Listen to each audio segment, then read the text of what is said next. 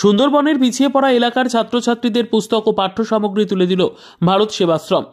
নতুন শিক্ষাবর্ষের ছাত্রছাত্রীদের জন্য ভারত সেবাশ্রম সংঘের উদ্যোগে সুন্দরবনের প্রত্যন্ত ও পিছিয়ে পড়া অঞ্চলের প্রায় 42টি স্কুলের ছাত্রছাত্রীদের বিনামূল্যে চতুর্থ শ্রেণীর পর্যন্ত পুস্তক ও পাঠ্য সামগ্রী তুলে দেওয়া হলো। কলকাতার বালিগঞ্জে ভারত সেবাশ্রম সংঘের উদ্যোগে স্কুলগুলিকে পুস্তক ও পাঠ্য সামগ্রী তুলে দিয়ে ভারত সেবাশ্রম সংঘের প্রধান সম্পাদক স্বামী বিশ্বাত্মানন্দ মহারাজ বলেন, শিক্ষার পাশাপাশি গ্রামীণ অর্থনীতির উন্নয়নে নানান কাজ করে চলেছেন তারা। আরও উন্নততর পরিষেবা অর্থাৎ বিজ্ঞানসম্মতভাবে প্রাণী সম্পদ বিকাশ সহ নানান কাজে সচেষ্ট রয়েছে ভারত সেবাশ্রম সংঘ।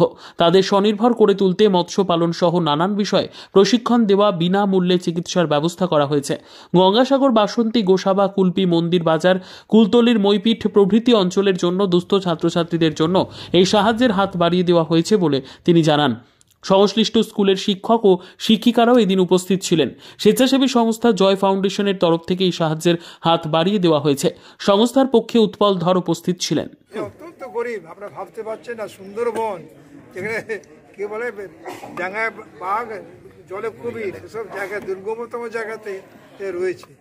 সেই সুন্দরবনের শিক্ষার অবস্থাকে একটু উন্নত করার জন্য আমরা চেষ্টা করছি যতটা পারি আমার সামর্থ্য দিয়ে, এবং আমাদের পাশে জয় ফাউন্ডেশন এসে সাহায্য করতে দাঁড়িয়েছেন। আমরা আজকে প্রায় 10 লক্ষ টাকার বই এই গরিব ছাত্রদের দিলাম, বই এবং খাতা মিলিয়ে পড়াশোনাকে উৎসাহ দেওয়ার জন্য। আচ্ছা, গঙ্গাসাগরে আপনাদের এবার কীভাবে আপনি ওখানে সাহায্য দিচ্ছেন? এবার গঙ্গাসাগরে প্রায় 1500 ভলেন্টিয়ার যাচ্ছে আমাদের সেবা কাজের জন্য। তবে অধিকাংশই সুইমার এবং লাইফ সেভার রয়েছে, এবং বিভিন্ন জায়গায় যাত্রীদের সেবা, পাঁচটা এত বিপদসংকুল জায়গায়, এত কষ্টকর জায়গাতেও আমাদের সন্ন্যাসীরা, ভলেন্টিয়াররা রয়েছেন।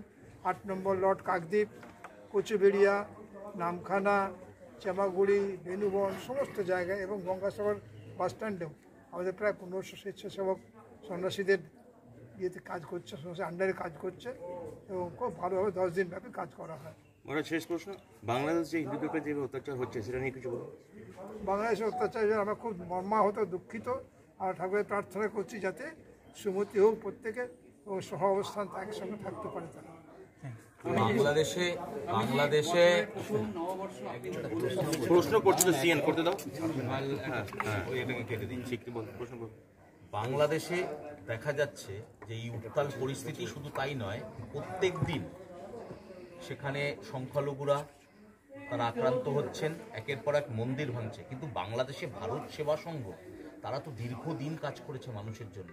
কোথাও গিয়ে কি না, আমাদের উপর হয়তো কোনো অত্যাচার হয়নি, কিন্তু আমাদের অক্ষত, এবং আমরা সেবা কাজে রত রয়েছি। সেখানে মানুষের যারা আক্রান্ত মানুষ সকলকে বুঝি, হিন্দু মুসলমান নির্বিশেষে তারাও আমাদের সাহায্য করছে। একজন সন্ন্যাসী যিনি এই মুহূর্তে জেলবন্দি, তার এবং তিনি কবে জেল থেকে বেরোবেন এই নিয়েও অনিশ্চয়তা তৈরি হয়েছে। আদেও কি সরকারের এগিয়ে আসা উচিত, নাকি যেটা বারংবার উঠছে যে সরকারের সদিচ্ছার অভাবেই এই গোটা পরিস্থিতি তৈরি হয়েছে? কোন সরকার? বাংলাদেশ সরকার। বাংলাদেশ সরকার না, আমরা কিছু বলতে পারি না। আন্তর্জাতিক চাপ রয়েছে, তা সত্ত্বেও কিছু